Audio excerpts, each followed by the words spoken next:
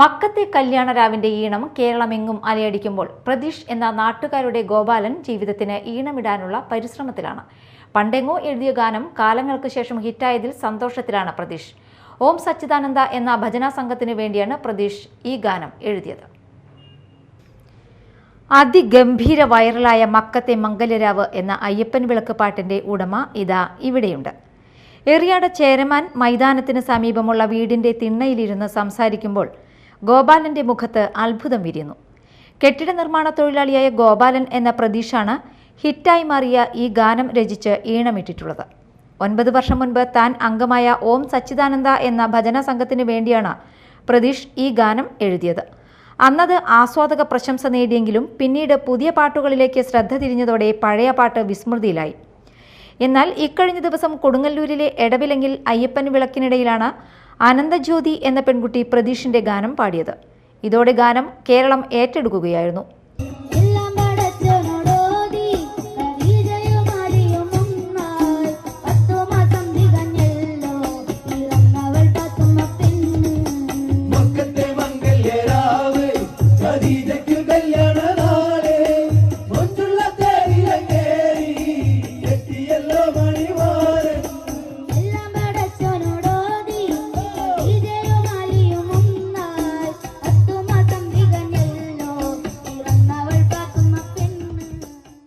പണ്ടെങ്ങോ എഴുതിയ ഗാനം കാലങ്ങൾക്ക് ശേഷം ഹിറ്റായതിന്റെ സന്തോഷത്തിലാണ് പ്രതീഷ്.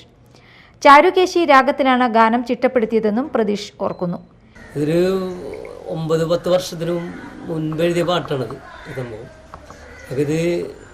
ഇതിനകത്ത് പണ്ട് മുതലും നടക്കുന്നൊരു ആചാരമാണ് അവർ അയ്യപ്പൻ എന്നുള്ളൊരു 2 കഥാപാത്രം ഉൾപ്പെടുത്തി കഴിഞ്ഞാൽ അയ്യപ്പൻ വിളക്ക് നടത്തുക എന്നുള്ളത്. അത് പഴമക്കാർ പണ്ട് തുടങ്ങിയൊരു ആചാരമാണത്. അതിൻ്റെ ഭാഗമായിട്ടാണ് ഈ പാട്ട് എഴുതിയിരിക്കുന്നത്. ഞാൻ പൂർവികരിൽ നിന്ന് കേട്ട കുറേ കാര്യങ്ങളാണിത്. അച്ഛൻ, അമ്മ, പിന്നെ ചേട്ടന്മാരെല്ലാവരും അങ്ങനെയൊക്കെ പറഞ്ഞു തന്നിരിക്കുന്ന ചില സംഭവങ്ങളാണ് നമുക്കിതിനകത്ത് കഥാപരമായിട്ട് കിട്ടിയിരിക്കുന്നത്. ആ നടന്നുകൊണ്ടിരിക്കുന്ന ആചാരത്തെ ആസ്പദമാക്കി എഴുതിയൊരു പാട്ടാണിത്.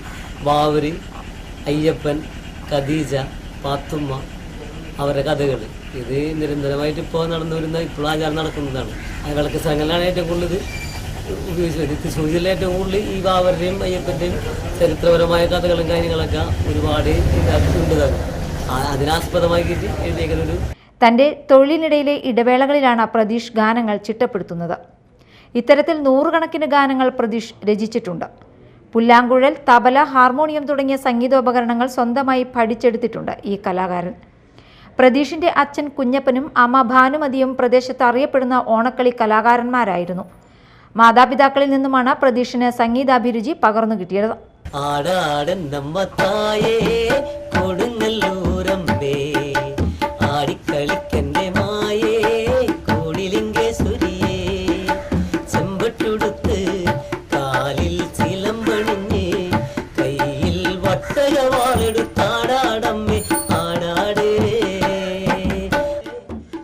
ഭാര്യ മഞ്ജുവും മക്കളായ 9ാം ക്ലാസ് വിദ്യാർത്ഥി ശ്രീഹരിയും 1ാം ക്ലാസ് വിദ്യാർത്ഥി ശ്രീവിഷ്ണുവും പ്രതീഷിന്റെ സന്തോഷത്തിൽ പങ്കുചേരുകയാണ്.